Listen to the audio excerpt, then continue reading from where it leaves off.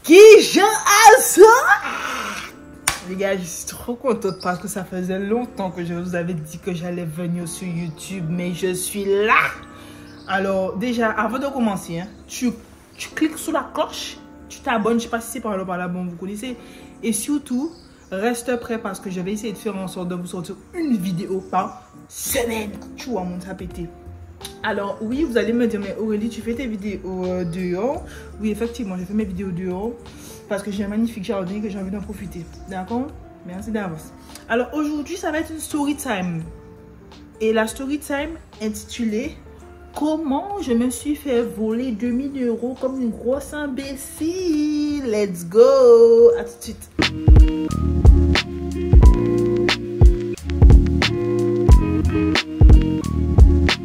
Alors, comment commence cette histoire? Parce que moi-même, je suis en train de me demander comment j'ai fait pour me faire couillonner comme ça, en fait, la base. Alors oui, et avant de commencer, les bijoux de la boutique, tu connais? www.gentreprise.com. N'hésite pas, fais un petit tour, c'est important. Donc, on y va. Alors, comment tout ça a commencé? De base, moi, je cherchais un appartement. Oui, je cherchais un appartement. Et pour toutes les personnes qui savent, quand tu cherches un appartement, tu vas soit sur Facebook, soit sur Le Bon Coin. Ben ouais, logique. Et moi, comme une pigeonne, j'ai été sur Le Bon Coin. Oui, effectivement. Et vous savez, moi, j'ai des grands goûts. J'ai des goûts de luxe. J'ai des goûts de luxe. C'est-à-dire que moi, je regarde surtout les photos, en fait. Même si je ne vais pas forcément regarder si ça rentre dans mon budget, mais il faut que les photos me plaisent. Sinon, c'est même pas la peine que j'aille visiter. Tu connais? Alors, du coup, je vais sur Le Bon Coin et tout. Je vois des photos qui correspondent exactement à ce que j'ai vu. C'est-à-dire une petite maison avec un petit décor chic. Tu connais tout ce qu'on aime. Ok, tout bien en case là, tout case à tes meubles, etc. J'en passe. Donc moi, idiote que je suis, je vais envoyer un message à la personne. Je discute avec la personne, mais déjà, la manière d'écrire de la personne était grave chelou, les gars. Je vous jure, c'était grave chelou. C'est-à-dire que l'écriture même, elle était particulière. C'est-à-dire que c'est pas comme les écritures, comme tu écris quand tu... Il y a une écriture particulière, un type d'écriture particulier. Et du coup, je me suis posé des questions. Mais en fait, la personne m'a expliqué qu'elle est sourde et muette. Et aveugle. Enfin, moi-même, je ne sais pas. Je me rappelle plus ce qu'elle m'a dit. Mais en gros, moi, je me suis dit, ah ben c'est pour ça, peut-être qu'elle utilise un logiciel et que le logiciel retranscrit avec notre écriture. Bref. Alors du coup, moi, j'ai écrit à la dame et tout. Sauf que la dame m'a fait comprendre, oui, mais comme moi, je suis handicapée, je ne veux pas qu'on me couillonne. Donc, je veux être sûre que vous ayez les fonds. Donc la dame me dit en gros que le loyer coûte 500 € et que le dépôt de garantie, la caution en fait, c'est 500 € aussi. Donc du coup, ça faisait, non, 600 ou 500 €, je ne m'appelle plus. Mais en gros, au total, ça faisait 1100 €. Donc je crois que c'était 600 € chacun. Et elle me dit oui, comme je vais être sûre que vous ayez les sous, que je ne vais pas vous faire visiter si vous n'avez pas l'argent, parce que la dame m'a parlé comme ça, au calme, hein, au calme. Alors moi, j'étais là, elle a dû tout payer quand même. Et quand du coup, elle m'a dit ça, elle m'a dit, donc du coup, ce que vous allez faire, hein, si vous êtes intéressé et que vous voulez visiter, vous allez mettre les sous sur un compte qui s'appelle Security Pay.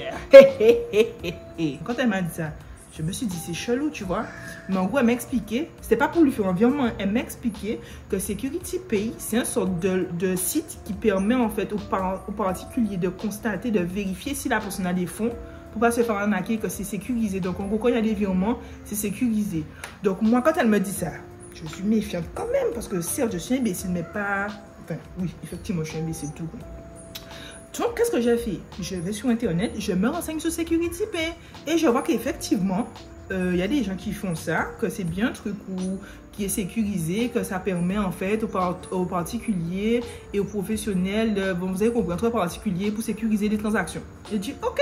Donc, qu'est-ce que la dame me dit? Elle me dit, faites des virements sur l'application via des coupons Transcash. Des coupons Transcash. Bizarre. Donc, elle m'explique, mais en fait, pendant que la dame m'explique le fonctionnement, parce que je ne connais pas, on aurait dit que la dame est plus énervée que moi-même. Madame, c'est mon argent, hein. Vous ne travaillez pas pour moi pour que je puisse avoir cet argent-là, hein. Alors, du coup, la dame me dit ça, mais je sens que la dame est à bout, en fait. Comme si je la saoule, je lui fais chier. Donc, moi, j'écoute ce qu'elle me dit. Je me dis, bon, Aurélie, sois compréhensive. Parce que juste, depuis le départ, j'ai voulu juste être compréhensive, en fait. Je me suis dit, la dame, elle doit être frustrée parce qu'elle est handicapée et que, du coup, elle a vécu des situations difficiles dans sa vie. Donc, Aurélie, sois compréhensive. Imbécile que je suis. Tu es bête ou quoi? Imbécilade, cochon, chien. Donc au final, je fais ce qu'elle me dit. Je vais jusqu'à Millénis, les gars. Ok? Pour pouvoir aller dans un tabac pour pouvoir acheter des coupons transcash pour mettre sur le truc et tout. Bref, donc ça prend du temps. En plus, il y a une problématique de temps parce qu'elle m'a fait comprendre qu'entre-temps, elle a des visites. Donc, si quelqu'un prend entre-temps, ben, ce sera mon problème. Bon, madame, pourquoi vraiment faire tout ça habiter pour vrai que... ben, d'accord, tu vois, les gens, ils sont mauvais. Mais écoutez, donc je fais ce qu'elle me dit.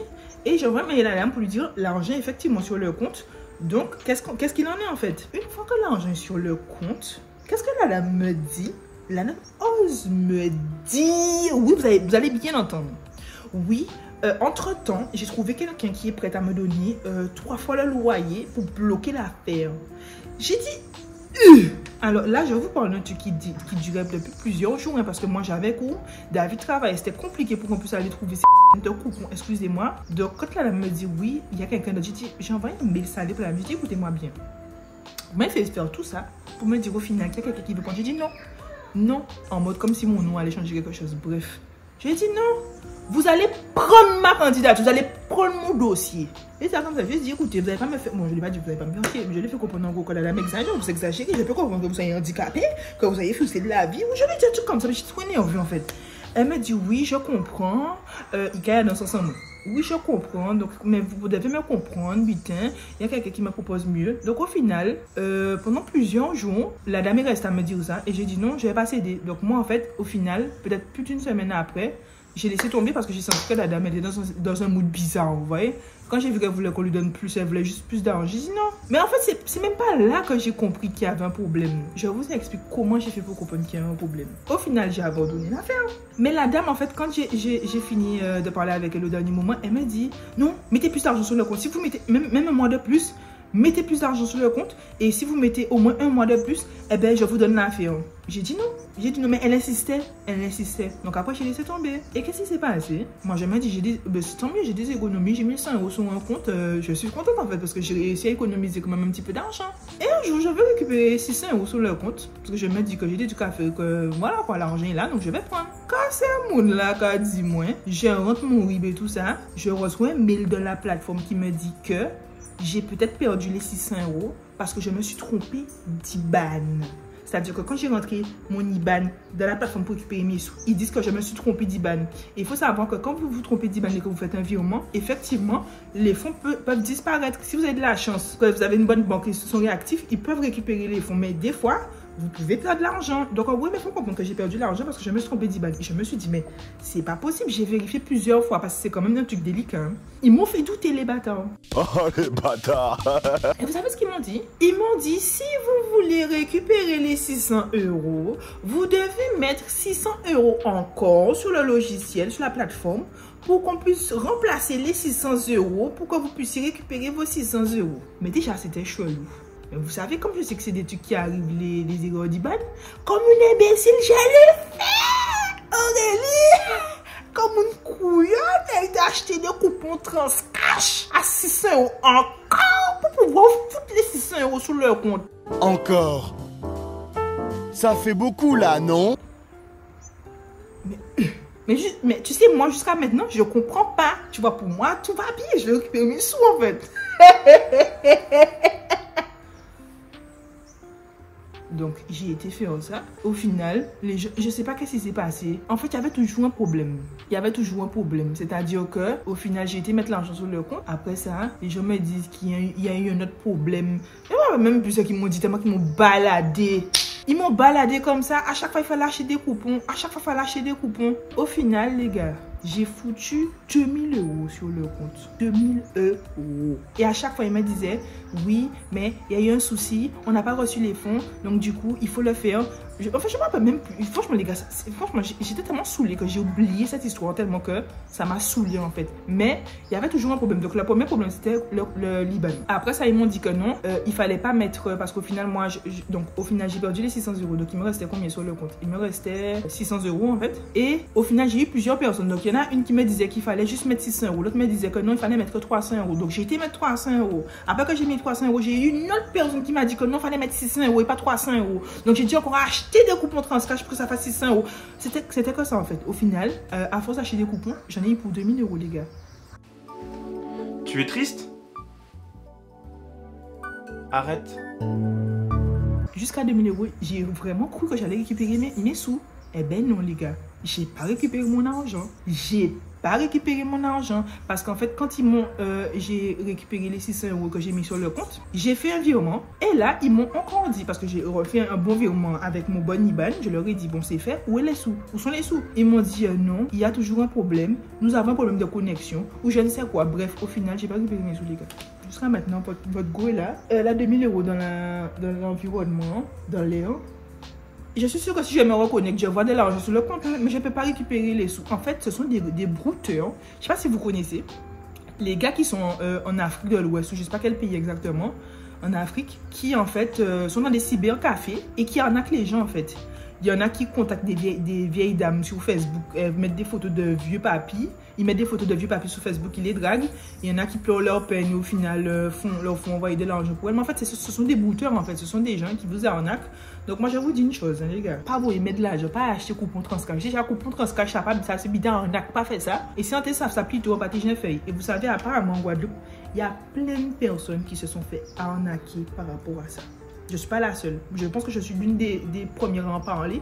Mais je ne suis pas la seule à me faire arnaquer. Et il faut savoir que sur Facebook, il y a énormément d'arnaques, les gars. Même pour tout ce qui est voiture, tout ce qui est appartement, le bon coin Facebook arnaque. Donc, méfiez-vous. Parce que moi, j'ai mis l'argent en pensant que pour moi, c'était juste qu'elle allait avoir accès, en fait. Que la personne allait juste avoir accès à la visibilité du compte, mais pas à l'argent. Mais en fait, son objectif, c'était que je mette l'argent sur le compte. Parce qu'en fait, c'était un faux logiciel. C'était un faux site, en fait. C'était un faux site qui leur permettait de détourner des fonds. Alors, comment je me suis sentie? Je vous mens pas. J'étais dégoûtée. J'étais dégoûtée quand je me suis rendu compte que c'était la vérité. Parce que j'en ai parlé à mon équipe. Parce que je leur avais pas dit, tu vois. Parce que moi-même, j'avais bien honte.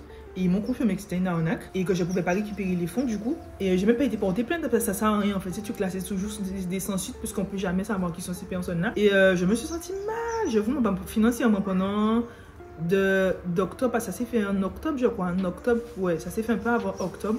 Je me rappelle que même pour mon anniversaire, j'ai rien pu faire parce que financièrement, je m'étais foutue dans la merde en fait. C'était compliqué, hein, je vous mens pas, c'était compliqué. Et après, j'ai su rebondir. Hein. Mais c'est vrai que franchement, c'est une vraie leçon de vie. Arrête d'être naïf. Soyez pas comme moi. Et pourtant, je pensais pas pouvoir me faire arnaquer un jour dans ma vie. Hein. Mais là. En tout cas, j'espère que vous avez aimé la story time. Sachez que je vais essayer de faire une vidéo par semaine. Donc, restez connectés, mais vraiment. Et dites-moi en commentaire si on vous a déjà arnaqué financièrement. Si oui, comment? Et est-ce que vous avez pu récupérer vos sous? Parce que moi, personnellement, je suis toujours là. J'en attends même plus. Voilà quoi. En tout cas, je vous fais de gros bisous et on se dit à la prochaine pour une nouvelle vidéo. Bye!